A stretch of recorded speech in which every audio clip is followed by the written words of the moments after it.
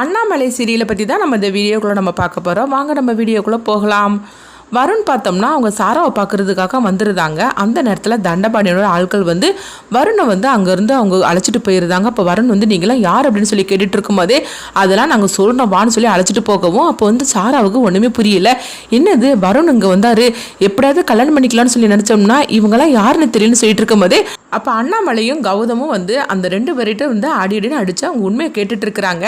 உன்னை இந்த மாதிரிக்கு வெண்ணிலா மேலே பழி சுமத்த சொன்னது யாருன்னு சொல்லி கேட்டுட்டு இருக்கோம். இப்போ வான்மதி வந்து பயப்பட ஆரம்பிச்சிட்டாங்க. ஐயோ இவங்க அடி வலி தாங்க முடியாமல் என்னை பற்றினா உண்மையை சொல்லிடக்கூடாது அப்படின்ட்டு உடனே பார்த்தோம்னா மங்கா வந்து இப்போ நீ என்ன பண்ண போகிறோன்னு சொல்லி கேட்டுட்டு இருக்கவும் அடுத்ததாக பார்த்தோம்னா அவங்க அண்ணாமலையும் கௌதமும் இருக்கிறாங்களா அந்த ரூம் கதை வந்து தட்டிட்டு இருக்கவும் அப்போ அண்ணாமலை வந்து யாருன்னு தெரியும்னு சொல்லிட்டு அவங்க கதை ஓப்பன் பண்ணுறாங்க. அப்போ வான்மதியும் மங்காவும் இருக்கவும் இப்போ எதுக்காக கவு தட்டிட்டு இருக்கிற அப்படின்னு சொல்லி கேட்டுட்டு இருக்கும்போது இல்லை வருண் வந்து இந்த மாதிரிக்கு செவரை குதிச்சுட்டு போனார், எங்கே போனாருன்னு தெரியல அப்படிங்கவும் என்ன பொய் சொல்லிட்டு இருக்கிறியா அப்படின்னு சொல்லி கேட்கும்போது இல்லை நான் எதுக்காக பொய் சொல்ல போகிறேன், உண்மையிலேயே வருண் வந்து ரூமில் இல்லை, வேணா நீங்கள் போய் பாருங்க அப்படிங்கவும் அப்போ உடனே வந்து அவங்களுக்கு அண்ணாமலைக்கு ஒரே குழப்பமாக இருக்குது. அந்த மாதிரிக்கு நேரத்தில் தண்டபாணி வந்து அண்ணாமலைக்கு ஃபோன் பண்ணுறாங்க. இங்கே பாரு உன் மகன் வந்து என்கிட்ட தான் இருக்கான், நீ உடனடியாக வான் அப்படின்னு சொல்லாமல் இப்போ அண்ணாமலை வந்து கௌதம் கிட்ட சொல்கிறாங்க. கௌதம் இவங்கள பார்த்துக்கோ நான் வார் அப்படின்னு சொல்லிட்டு போகவும் அடுத்ததாக பார்த்தோம்னா வான்மதி வந்து நினைக்கிறாங்க எப்படியோ அவங்ககிட்ட இருந்து நம்ம தப்பிச்சாச்சுப்பா அப்படின்னு சொல்லி நினச்சிட்டு இருக்கும் போது அப்போ வந்து அடுத்ததாக அண்ணாமலை வந்து அவங்க தண்டபாணியை பார்க்குறாங்க. அப்போ தண்டபாணி வந்து சொல்கிறாங்க எங்க பாரு உன் மகன் வந்து உயிரோட வேணும்னா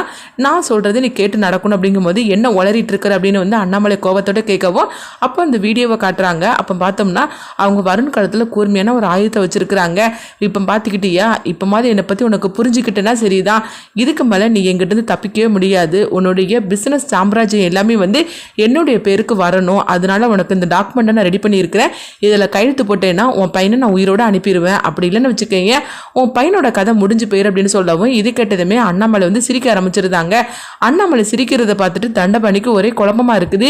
என்ன சிரிச்சிட்டு இருக்கிற அப்படின்னு சொல்லி கேட்டுட்டு இருக்கும் போது இங்க பாரு உன் ஃபோன் அடிக்குது அதை பாரு அப்படிங்கும்போது உடனே பார்த்தோம்னா தண்டபாணி அந்த ஃபோனை எடுத்து பார்க்குறாங்க. பார்க்கும்போது அவங்க பையனோட கழுத்தில் ஒரு கூர்மையான ஆயுதத்தை அண்ணாமலையோட ஆட்கள் வந்து வச்சிருக்கவும் இதை பார்த்ததுமே தண்டபாணி அதிர்ச்சி அடைகிறாங்க.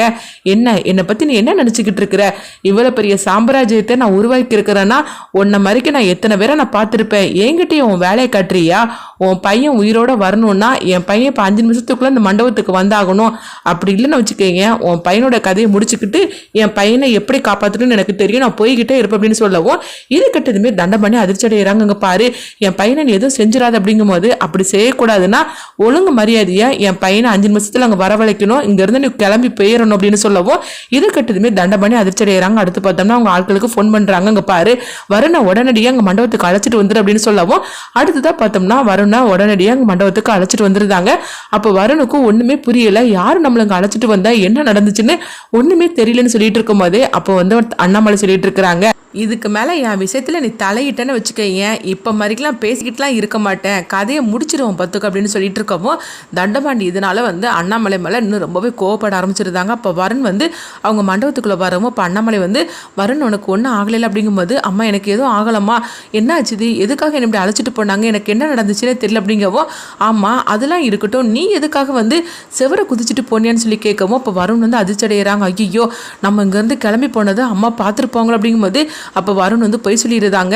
அப்படிலாம் நான் போகலம்மா, என்னை இவங்க தான் வந்து இப்படி அழைச்சிட்டு போயிட்டாங்க அப்படின்னு பொய் சொல்லிடுறவோ அதான் நான் நினச்சேன், என் பையன் வந்து நான் என்ன சொன்னாலும் அது கேட்டு நடப்பான்னு எனக்கு நல்லாவே தெரியும், சரி வா வருண் இங்கே நடந்த எந்த விஷயத்தையுமே நீங்கள் யார்ட்டையும் சொல்லிட வேண்டாம் அப்படின்னு சொல்லவும் சரி தம்மா நான் சொல்ல மாட்டேன் அப்படிங்கிறாங்க. ஆனாலும் வந்து வருண் வந்து ஒரு பதட்டமாகவே இருக்கிறாங்க. என்ன பண்ணுறதுக்கு, சாரா நம்மளை நம்பி தானே இருந்தா, ஆனால் நம்ம வந்து இப்படி வந்துட்டோமே இப்போ என்ன பண்ணுறதுக்கு தெரியல அப்படின்னு சொல்லிட்டு இருக்கும் போதே அடுத்தது கௌதம் வராங்க. சித்தி என்னாச்சுது ஏதாவது பிரச்சனைன்னு சொல்லி கேட்கும்போது ஆமாம் பிரச்சனை இருந்தது உண்மைதான், ஆனா இப்ப எல்லாமே முடிஞ்சு போச்சு, ஒரு பிரச்சனையும் கிடையாது அப்படின்னு பேசிட்டு இருக்கும்போதே லீலாவதி வந்து இங்க பாரு வருணை அழைச்சிட்டு வா மனமேடைக்கு அப்படின்னு சொல்லிட்டு இருக்கவும் சரி கௌதம் நீ போய் வருணை அழைச்சிட்டு வா அப்படிங்கும்போது கௌதம் சரின்னு சொல்லிட்டு போறாங்க. அடுத்ததுங்க பார்த்தோம்னா வான்மதிட்டம் அங்க வந்து சொல்லிட்டு இருக்கிறாங்க என்ன வான்மதி கடைசியில் நம்ம நினைச்சது எதுவுமே நடக்காம போச்சுது, இந்த வருணம் அங்கே வந்துட்டா என்ன நடந்துச்சுன்னே தெரியலையே, சாராவுக்கு இவனுக்கு எப்படியாவது கல்யாணத்தை பண்ணி வச்சிடலாம்னு சொல்லிட்டு நம்ம ஒரு முடிவு எடுத்தோம்னா இங்கே என்னென்னமோ நடந்துட்டு இருக்குது அப்படிங்கும்போது இப்போ வான்மதி சொல்றாங்க அது மட்டும் இல்லை அந்த ரூமில் 2 பேர் இருக்கிறாங்க, அவங்கள 2 பேரையும் எப்படியாவது நம்ம தப்பிக்க வச்சிடணும், அவங்க மட்டும் அண்ணாமலை கையில் கிடச்சிட்டாக்கி அவ்வளோதான், நம்மளை பற்றின உண்மை தெரிஞ்சிடக்கூடாது அப்படிங்கும்போது இப்போ நீ என்ன பண்ண போகிற அப்படிங்கும்போது அந்த 2 பேரும் அந்த ரூமில் தானே இருந்துட்டு இருக்கிறாங்க, அவங்கள எப்படியா நம்ம தப்பிக்க விட்டுடலாம். ஏன்னா அண்ணாமலை கௌதமும் வந்து இப்போ மணமேடையில் தான் இருக்கிறாங்க, அதனால இந்த நேரத்தில் நம்ம அவங்க 2 பேரும் தப்பிக்க விட்டலாம் அப்படின்னு சொல்லிட்டு உடனே வான்மதியும் மங்காவும் பார்த்தோம்னா அந்த 2 பேரும் ரூமில் அடைச்சி வச்சிருக்கிறாங்களா அந்த ரூமுக்கு வராங்க. வந்ததுமே அவங்க இந்த பீரோவை திறக்கவும் அப்போ அந்த 2 பேரும் இருக்கிறாங்க. அப்போ வான்மதி சொல்கிறாங்க, இங்கே பாருங்கடா அவங்க எல்லாரும் வந்து மணமடையில் நிற்கிறாங்க, அதனால வந்து அவங்க கண்ணில் நீங்கள் மாட்டிக்கிடாதீங்க, இங்கேருந்து தப்பிச்சு போயிருங்க அப்படின்னு சொல்லவும் நல்ல வேலை வந்து நீங்கள் எங்களை காப்பாற்றினீங்களே மேடம் அப்படின்னு சொல்லிட்டு இருக்கவும் அடுத்தது அவங்க கையில் இருந்து அந்த கயிறெல்லாம் கழட்டி விட்றாங்க. இங்கே பாரு என்ன கேட்டாலும் சரிதான், இனிமேல் என் பேரை நீங்கள் சொல்லவும் கூடாது, அதே மாதிரிக்கு அண்ணாமலை கண்ணில் நீங்கள் மாட்டிடவும் கூடாது, இங்கேருந்து கிளம்பி போங்க அப்படிங்கவும் அவங்க 2 பேரும் அங்கேருந்து தப்பிச்சு போயிருந்தாங்க. அடுத்ததாக பார்த்தோம்னா பொண்ணை அழைச்சிட்டு வாங்க அப்படின்னு சொல்லும் போது இப்போ அண்ணாமலை வந்து லீலாவதிட்ட சொல்கிறாங்க, போய் பொண்ணை அழைச்சிட்டு வாங்க வெண்ணிலாவை அப்படின்னு சொல்லும் போது உடனே லீலாவதியும் போகிறாங்க. அப்போ பார்க்கும்போது வெண்ணிலா வந்து அவங்க அலங்காரம்லாம் பண்ணி எடுத்து இருக்கவும் அப்போ உடனே வந்து லீலாவதி சொல்கிறாங்க, வெண்ணிலா உன்னை பார்த்தா என் கண்ணே பற்றும் போலுக்கு அவ்வளோ அழகாக இருக்கிற அப்படின்னு சொல்லவும் வாமா அப்படின்னு சொல்லிக்கிட்டு அவங்க அழைச்சிட்டு போகவும் வெண்ணிலா ரொம்பவே சந்தோஷப்பட்டுட்டு இருக்கிறாங்க. வருண் பார்த்தோம்னா வெண்ணிலா இப்போ கூட ஒன்றும் கெட்டு போகலை, கடைசி நேரத்துலையாவது நீ உண்மையை சொல்லு அப்படின்னு சொல்லிட்டு அவங்க நினச்சிட்டே இருக்கிறாங்க. ஆனால் வெண்ணிலா வந்து பார்த்தோம்னா மணமடையில் வந்து சந்தோஷப்பட்டு இருக்காரோ அப்போ அண்ணாமலை வந்து சொல்கிறாங்க, எப்படியோ 2 பேருக்கும் நல்லபடியாக கல்யாணம் நடக்க போகுது அப்படின்னு சொல்லிட்டு சந்தோஷப்பட்டுட்டு இருக்கவும் அப்போ வெண்ணிலாவையும் அவங்க பக்கத்தில் பார்த்தோம்னா வருணையும் உட்கார வச்சிருக்கிறாங்க. அப்போ வருண் வந்து வெண்ணிலாவை பார்த்துட்டே இருக்கிறாங்க, வெண்ணிலா நீ உண்மையை சொல்லு, நான் சாராவை தானே நான் வந்து லவ் பண்ணிட்டு இருக்கிறேன், இந்த விஷயம் கூட உனக்கு தெரியும்ல, இப்போ மாதிரி நீ உண்மையை சொல்லு அப்படின்னு சொல்லிட்டு அவங்க அப்படியே மனசுக்குள்ளே பதட்டத்தோடு இருக்கவும் ஆனால் வெண்ணிலா அதை கண்டுக்காமே இருந்துருந்தாங்க. அடுத்து பார்த்தோம்னா தாலி எடுத்து அவங்க கையில் கொடுக்கவும் அப்போ வந்து தாலி அப்படியே வச்சுட்டு இருக்கிறாங்க. அப்போ வருண் கிட்ட வந்து அண்ணாமலை சொல்கிறாங்க, என்ன வருண் பார்த்துக்கிட்டே இருக்கிற, வெண்ணிலா கழுத்தில் தாலியை கெட்டு அப்படிங்கவும் இப்போ வருண் வந்து தாலியை கெட்டுற மாதிரிக்கு வெண்ணிலா கழுத்தில் பக்கத்தில் வைக்கிறாங்க. அப்போ வெண்ணிலா வந்து சந்தோஷப்பட்டுட்டு இருக்கவும் அப்போ கடைசி நேரத்தில் கூட நீ சொல்ல மாட்டியா, என்னை ஏமாத்திட்டியா அப்படின்னு சொல்லிக்கிட்டு வருண் கோபத்தோடையே வந்து வெண்ணிலா கழுத்தில் தாலி கட்டியிருந்தாங்க. அடுத்தது பார்த்தோம்னா சார் அந்த நேரத்துக்கு கரெக்டாக வரவும் அப்போ வந்து வருண் வந்து வெண்ணிலா கழுத்தில் கரெக்டாக தாலி கட்டவும் இதை சாரா பார்க்கவும் கரெக்டாக இருக்குது. இதை பார்த்துட்டு இருக்கிற வான்மதி வந்து கடைசியில் நம்ம நினச்சது எதுவுமே நடக்காமல் போச்சுது அப்படின்னு சொல்லிட்டு இருக்கவும் அப்போ சாரா வந்துருதா அவங்க பார்த்துருந்தாங்க. பார்த்ததுமே அவங்க வந்து சாரா அதிர்ச்சி அடைகிறாங்க.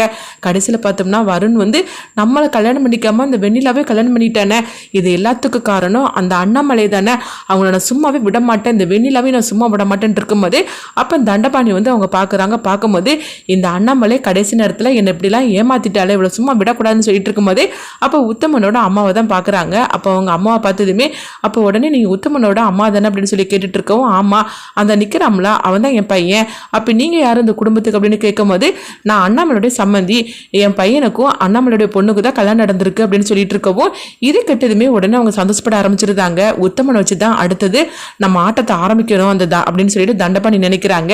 என்னையவா இந்த மாதிரிக்கு வந்து நீ ஏமாத்தின, என் பையன் கழுத்துட்டே அந்த கூர்மையான ஆயுதத்தை வச்ச பாரு, இப்போ உன் மருமனை வச்சே நான் உன்னை என்னெல்லாம் பண்றேன் பாரு அப்படின்னு தண்டபாணி நினைக்கவும் அடுத்ததான் பார்த்தோம்னா வந்து வெண்ணிலா வந்து அந்த தாலியை பார்க்குறாங்க. பார்த்ததுமே சந்தோஷப்பட்டுட்டு இருக்கிறாங்க.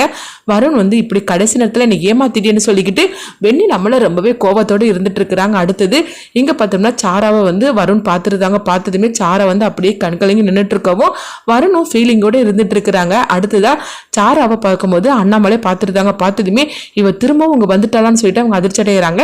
அடுத்தது என்னதான் நடக்க போகுது அப்படின்னு சொல்லிட்டு நம்மள வெயிட் பண்ணி பார்க்கலாம்.